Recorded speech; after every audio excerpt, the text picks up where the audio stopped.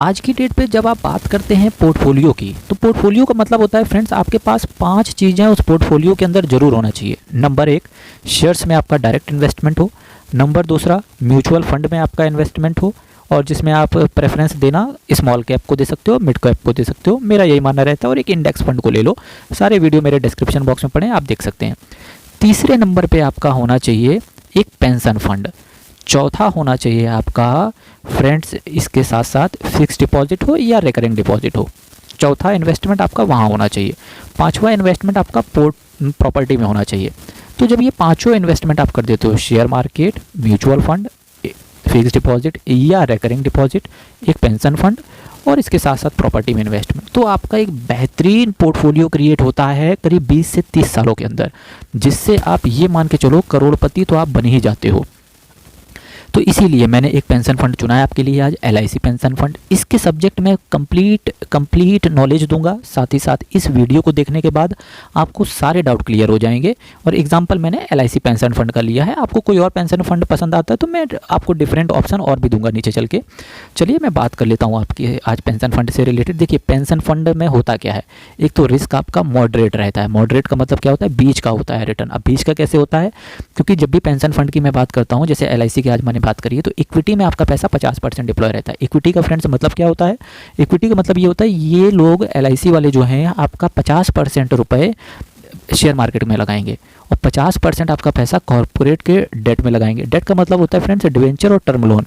Debenture में क्या होता है फ्रेंड्स कि कंपनी को प्रॉफिट हो, लॉस हो, लेकिन कंपनी को डिवेंचर होल्डर का पेमेंट करना ही होता है। अगर कंपनी ने डिफॉल्ट किया तो पूछो मत, इतनी भयंकर पेनाल्टी है। अगर आपको पढ़ना है क्या पेनाल्टी है, क्या क्या क्या कॉन्सिक्वेंसेस हो सकते हैं, तो इसके लिए CA इंटर का आप कोई भी एक मॉड्यूल ले लो, उसका डिवेंचर चैप्टर पढ़ लो। नहीं तो आप स्पेसिफिक बताओ, मैं आपको किसी दिन टाइप निकाल के लाइव पढ़ा दूंगा पूरा।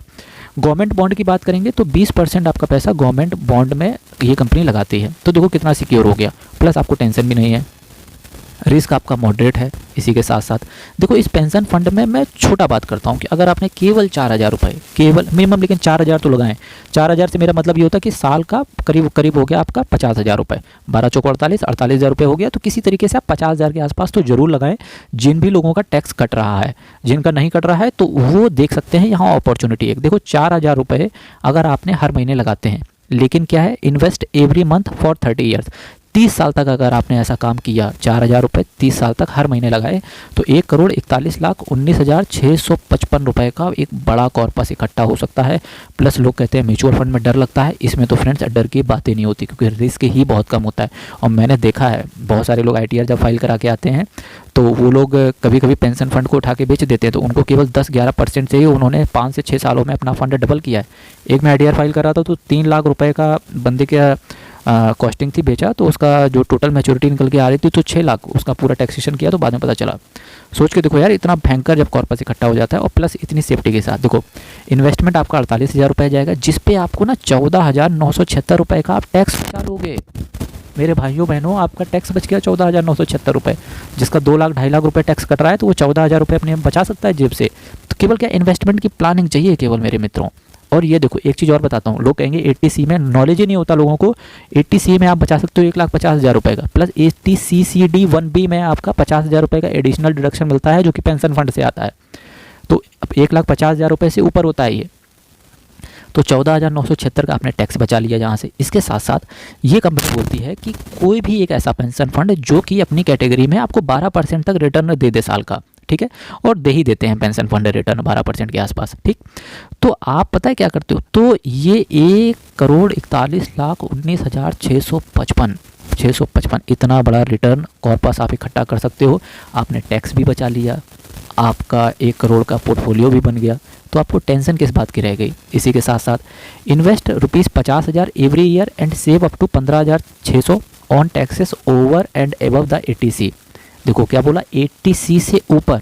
अब 80C के अंदर 3 आते हैं, 80CCD, 80CCD 1B, तो ये आते हैं। तो यहाँ से भी आप टैक्स बचा सकते हो, ठीक। इसके साथ साथ जैसा कि मैंने आपसे कहा, फंड इस कैटेगरी में कौन कौन से हैं, सिमिलर फंड है, HDFC pension management company limited, Kotak Mahindra pension fund, ICICI prudential pension fund management company limited, ये कुछ सिमिलर फंड हैं। 11% HDFC दे रहा है, कोटक महिंद्रा बैंक 10% के आसपास, और ICICI प्रूडेंशियल आपको 10% के आसपास। तो ये बेहतरीन टाइम भी है एक इन्वेस्ट करने का, क्योंकि अभी अगर मैं बात करूँ 6 महीना पहले तक जब आरबीआई ने लेंडिंग रेट नहीं बढ़ाए हुए थे तब ये फंड 6, 6.5%, 7%, 8% के आसपास ही रिटर्न दे रहे थे। पर फिलहाल अभी पेंशन फंड में रेट ऑफ रिटर्न इंक्रीज़ हुआ है, तो ये बेस्ट टाइम है इन्वेस्ट करने का किसी भी पेंशन फंड में।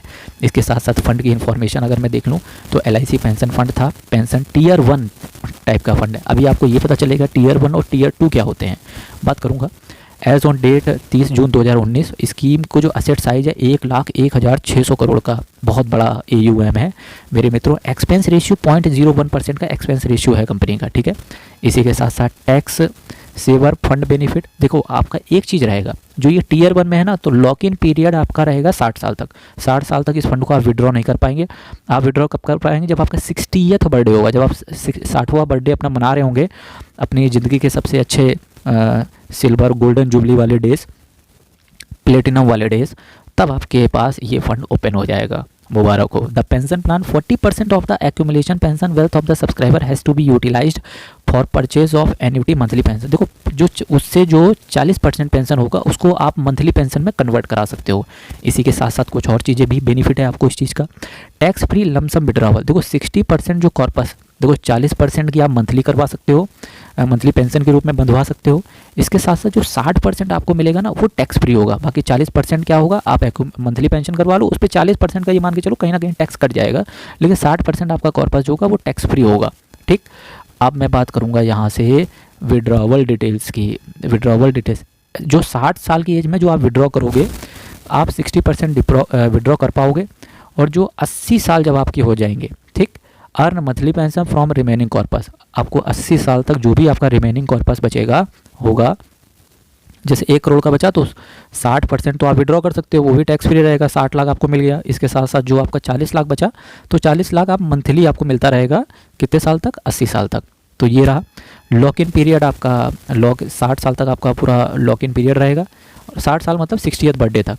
और द पेंशन प्लान 40% ये आपका टैक्स फ्री लमसम है, ये आपको पूरी चीज़ें पता हैं। अब बस यहाँ से इन्वेस्ट नाउ पे टिक करेंगे तो सीधे सीधे आप पहुँच जाओगे कहाँ पे मेरे मित्रों, आप सीधे पहुँच जाओगे कि कैसे हम इस फंड को सीधे पहुँच जाओगे कि कैसे हम इस चीज़ पर काम कर सकते हैं, किस तरीके से हम अपना इन्वेस्टमेंट स्टार्ट कर सकते हैं। अब फ्रेंड्स यहाँ से आप ये देखो, जो ये टैक्स सेविंग वाले थे जिस पे आप टैक्स बचा सकते थे, जैसे जो मैंने आपको बताया कि 60 लाख तक आपको कोई टैक्स नहीं देना, 40 लाख को आप मंथली बंधवा सकते हो, 60 साल के बाद लॉक इन पीरियड रहेगा। अब बात करते हैं कि किसी भी टाइम आप विड्रॉ कर पाओगे, यार आज मैंने डाला कल विड्रॉ करना है, तो उस केस में क्या होगा, चलिए बात करते हैं।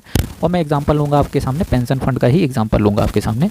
तो ये देखो इन्वेस्टमेंट आपका सेम रहेगा, उस केस में भी इक्विटी में 50% ये लोग डाल देंगे, डेट फंड प्लान में आपका 30% डाल देंगे, और गवर्नमेंट बॉन्ड में ये लोग 20% आपका डाल देंगे। सारी चीज़ें सेम होंगी, यहाँ पर रिटर्न भी आपको सेम ही मिलने वाला है। यहाँ से भी ये देखो 4000 मैंने कर दिया यहाँ से, और ये देखो 1,41,19,655 रुपए का आपको रिटर्न भी सेम ही मिलेगा। टैक्स का बेनिफिट नहीं मिलेगा, क्योंकि अगर आपने किसी भी समय वाला चुना कि मैं किसी भी लॉक इन पीरियड नहीं रहेगा, तो टैक्स बेनिफिट उस केस में आपको नहीं मिलने वाला है। तो आपको ये चीज़ थोड़ी सी यहाँ से गड़बड़ हो जाती है। देखो टैक्स बेनिफिट नील है, 12% के अगर CAGR के हिसाब से रिटर्न फंड ने दिया तो 1 करोड़ का कॉर्पस तो आपका इकट्ठा हो जाएगा, क्योंकि आपका लॉक इन में कोई पैसा नहीं रहता है। तो फंड इस कैटेगरी में यही 3 फंड हैं, HDFC pension management fund, ICICI prudential का और कोटक महिंद्रा पेंशन फंड का। और चीज़ें देखो क्या हो सकती हैं इससे, वो जो इसमें क्या है कि जिसमें आपका लॉक इन पीरियड है, 60th बर्थडे पे पैसा निकाल पाओगे, वो टियर 1 में था। ये टियर 2 में है, टियर 2 में है कि किसी भी वक्त आप पैसा निकाल सकते हो। ये भी फंड का जो साइज है 1,01,600, बहुत सारे लोगों ने चुना है। एक्सपेंस रेशियो 0.01% का है, कोई लॉक इन पीरियड नहीं है, आप कभी भी निकाल सकते हो। 0 एग्जिट लोड कुछ नहीं पड़ना आपसे।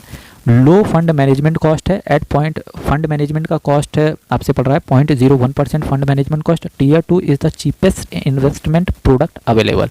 इसी के साथ साथ आओ विड्रॉवल की कुछ डिटेल देख लेते हैं। अब यहाँ पे क्या कंडीशन है, एक तो आपका टैक्स, अगर आपको विड्रॉ देखो करना है, अगर आपने टैक्स वाली कैटेगरी सेलेक्ट कर ली तो ये मान के चलना नुकसान है, फिर आप पेंशन फंड में मत आना। पेंशन फंड में आप तभी आना जब 4000 रुपये आपका जो 60वां बर्थडे है, बस वहाँ तक आप वेट कर सकते हो। तो अगर आपने 1 साल के पहले निकाला तो 15% के हिसाब से जो भी आपका रिटर्न बनेगा उस पर टैक्स पड़ेगा। अगर आपने 1 साल के बाद निकालते हो तो 10% के हिसाब से आपसे टैक्स पड़ेगा। और वो जो टियर 1 वाला था वो 60%, जो 60 लाख आपको मिलेगा वो टैक्स फ्री था, ठीक। 40 जो लाख है वो आपकी मंथली पेंशन में कन्वर्ट हो जाएगा। तो ये चीज़ें, कोई लॉक इन पीरियड नहीं है यहाँ पर, 0 एग्जिट लोड है, और 0.01% का आपको मैनेजमेंट कॉस्ट पड़ जाएगी। एग्जिट लोड कुछ नहीं ले रहे हैं। अब एग्जिट लोड मान लो, चाहे ये मैनेजमेंट कॉस्ट मान लो, एक ही हो गई, बस नाम चेंज कर दिया यहाँ पर। तो ये रहा मेरे मित्रों LIC पेंशन फंड से रिलेटेड पूरा वीडियो। जो चीज़ आपको समझ में ना आई हो फ्रेंड्स, इस पेंशन फंड को देखने के बाद डायरेक्ट इन्वेस्टमेंट मत करना, सबसे पहले एनालिसिस करना, स्टडी करना इस पेंशन फंड को। कुछ चीज़ें आपको समझ में नहीं आ रही हैं तो कमेंट कर देना, मैं जवाब देने की कोशिश करूँगा। आप भी उन चीज़ों के जवाब ढूंढने की कोशिश करना और अपने डाउट, अपने सुझाव ज़रूर नीचे कमेंट बॉक्स आपके लिए बना हुआ है। फ्रेंड्स फिर मिलेंगे आपके साथ, चैनल अभी तक सब्सक्राइब नहीं किया है तो ज़रूर कर दें। फिर मिलेंगे आपके साथ एक नए दिन, तब तक के लिए बहुत बहुत धन्यवाद। आपका पैसा बनता रहे, मेरा सब्सक्राइबर बढ़ता रहे। बहुत बहुत धन्यवाद।